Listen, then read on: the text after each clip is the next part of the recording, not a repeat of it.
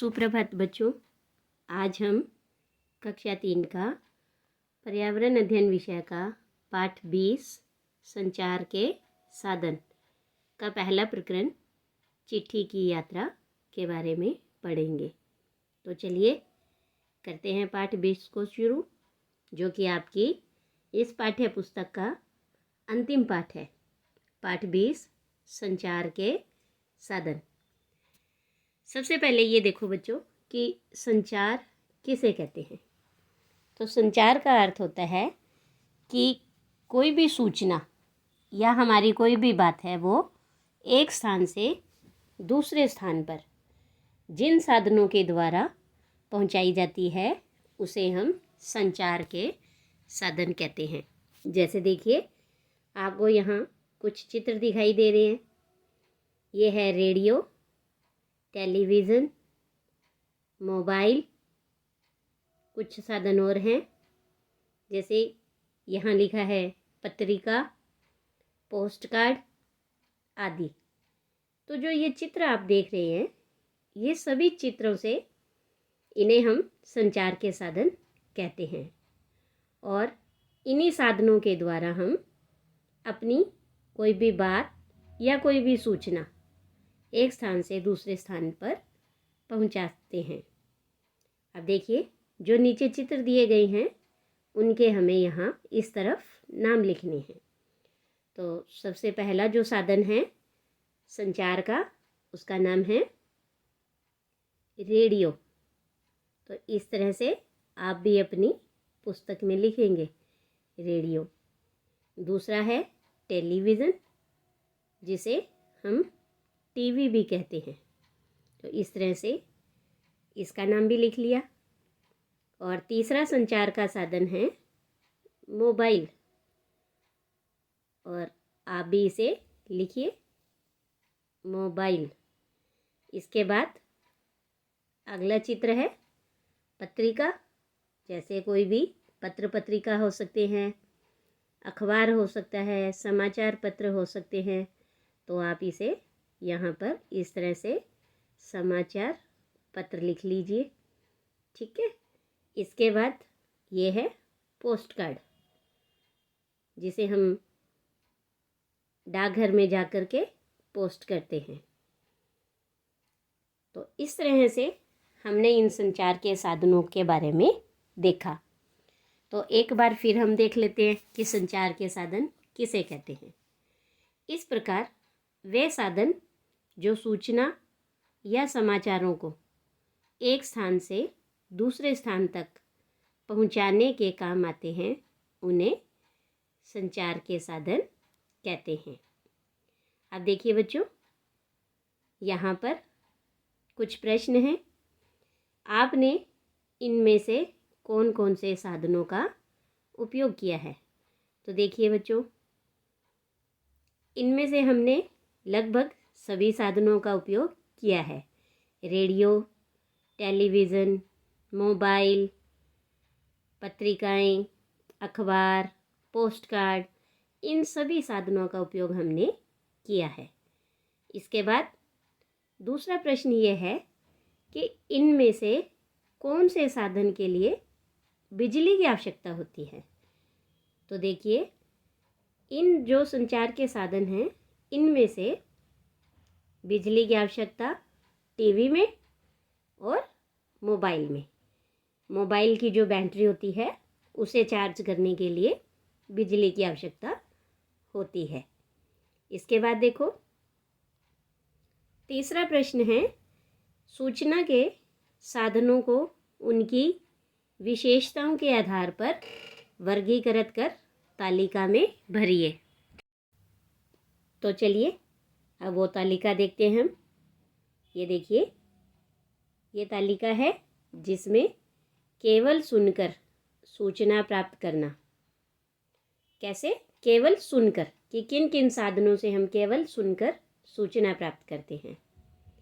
उसके बाद है केवल देखकर और पढ़कर सूचना प्राप्त करना। और तीसरे नंबर पर है देखकर और सुनकर सूचना प्राप्त करना। तो सबसे पहले हम देखते हैं कि किन किन साधनों से केवल हम सुनकर सूचना प्राप्त करते हैं।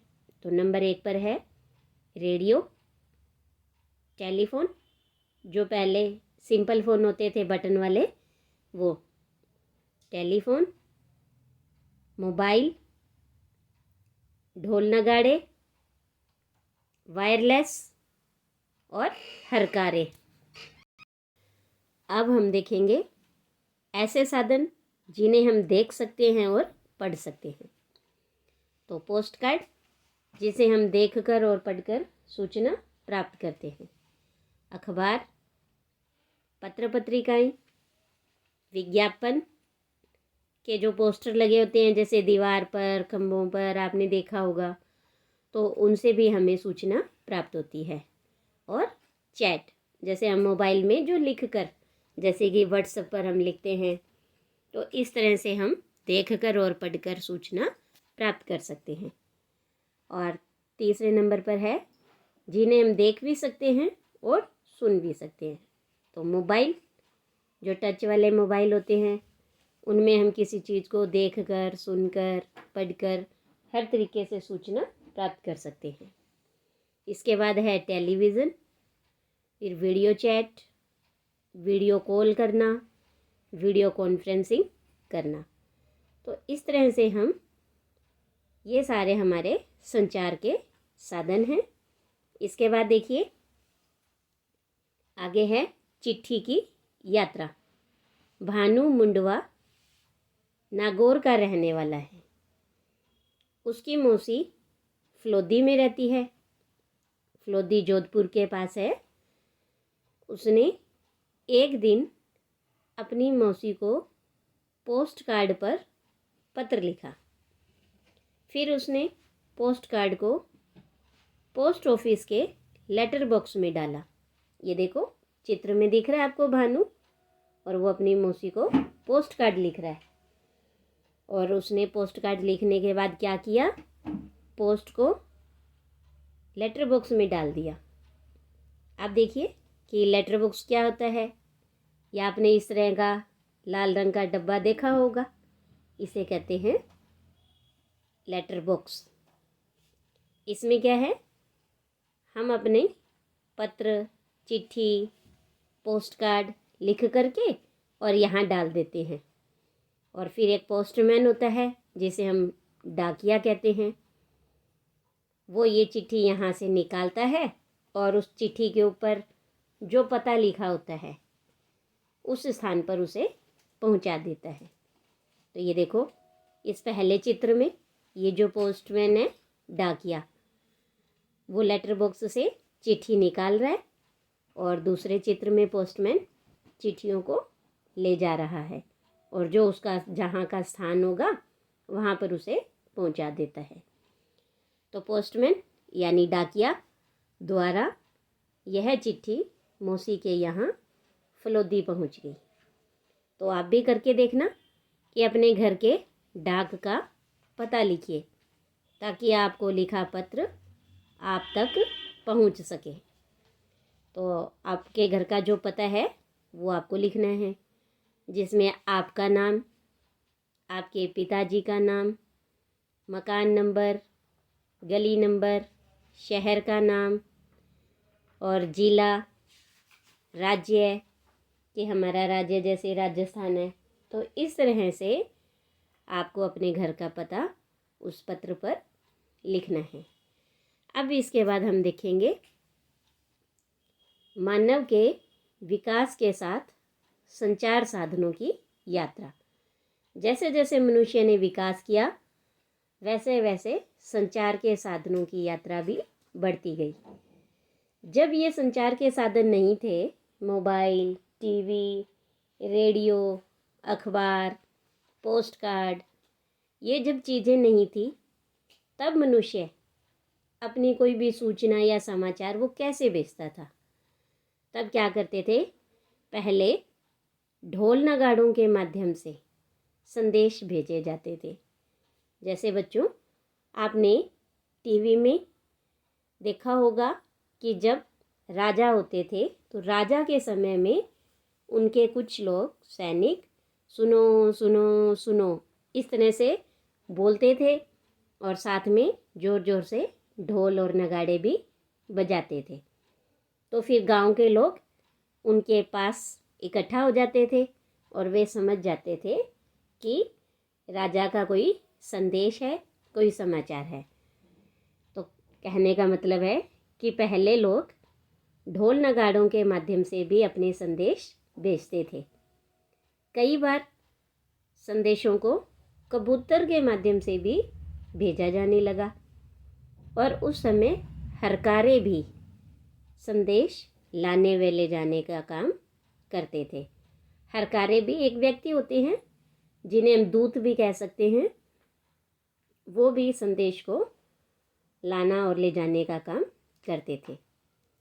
फिर धीरे धीरे क्या हुआ, पोस्ट ऑफिस बने, डाकघर बने और इन पोस्ट ऑफिस के माध्यम से पत्रों से संदेश भेजे जाने लगे। और अब हम आधुनिक समय में बात करें, वर्तमान में, तो आज के समय में टेलीफोन, फैक्स, मोबाइल और इंटरनेट जैसे संचार माध्यम के आने से हम संदेश को तुरंत भेज सकते हैं। तो देखा आपने बच्चों इस तरह से कि जैसे जैसे मनुष्य का विकास हुआ, मनुष्य ने प्रगति की, वैसे वैसे संचार के साधनों का भी विकास हुआ। तो आज के लिए हम इतना ही पढ़ेंगे। अगली वीडियो में देखेंगे कि संचार के आधुनिक साधन कौन कौन से हैं, उनके बारे में विस्तार से पढ़ेंगे। धन्यवाद बच्चों।